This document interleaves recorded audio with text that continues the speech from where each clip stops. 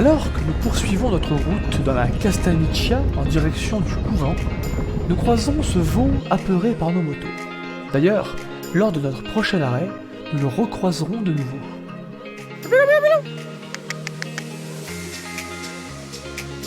Voilà, c'est comme ça qu'on tue des motards, en faisant peur à un animal. Alors on est toujours sur la même route, mais pour vous montrer un peu les différents types de paysages qu'on peut avoir.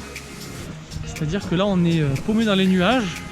Ça fait quoi? Ça fait peut-être une demi-heure qu'on roule depuis les cochons, même pas.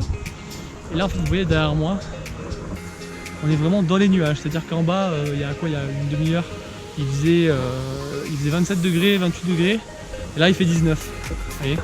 C'est vraiment génial.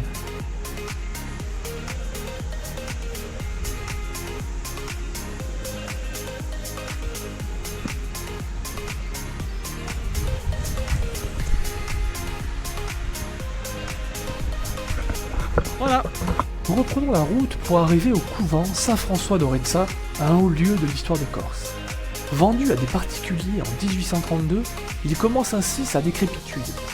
Malheureusement utilisé comme dépôt de munitions par les Italiens lors de la Seconde Guerre mondiale, il sera finalement presque totalement détruit par un bombardement allemand en 1943. Depuis, de nombreux Corses ont tenté de protéger l'édifice, mais sombrent systématiquement dans les déboires administratifs, laissant le couvent sur une longue descente vers la destruction. Après cette petite pause d'histoire, nous continuons notre périple et sortons des nuages, retrouvant des routes lumineuses et à flanc de montagne, nous offrant de fabuleux paysages. Cependant, le plus beau panorama de cette journée est encore devant nous, car l'île de Beauté ne nous a pas encore révélé tous ses secrets. Encore une fois, il est difficile de faire le tri dans toutes ces images. Honnêtement, comment vous retranscrire 70 km de virages, si ce n'est en vous faisant faire le voyage pour les voir de vous-même. Alors on a passé Hortal et on se dirige vers la mer. Tu me diras la mer sur une île. Tu diras la mer sur une île, bah, c'est partout.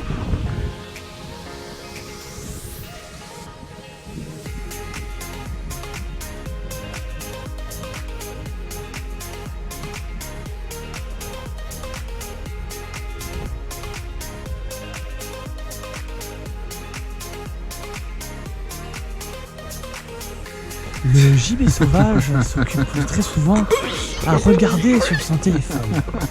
Le gibet sauvage ne peut pas survivre sans. Car le gibet sauvage aime beaucoup envoyer des photos de Corse à ses collègues de travail lorsqu'ils sont en train d'en chier au travail, justement. Mais là c'est dimanche, c'est bon. Lorsqu'il est filmé, le gibet sauvage s'enfuit et remonte sur sa monture en urgence. C'était Reporters sans frontières, le gibet sauvage. À vous les studios. Nous amorçons désormais notre descente vers Cotone, qui sonnera la fin de cette journée par notre retour via la T10 le long du littoral, puis la T50 à Aleria, afin de remonter rapidement sur Corté.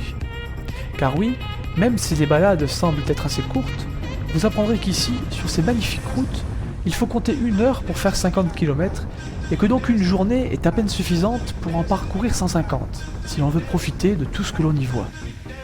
Nous voilà arrivés à l'un des plus beaux points de vue de la journée, avec ce magnifique panorama sur ce lac, dans lequel se jettent les montagnes aux cimes ennuagées, et où la lumière clairsemée des rayons du soleil perce cette mystérieuse canopée.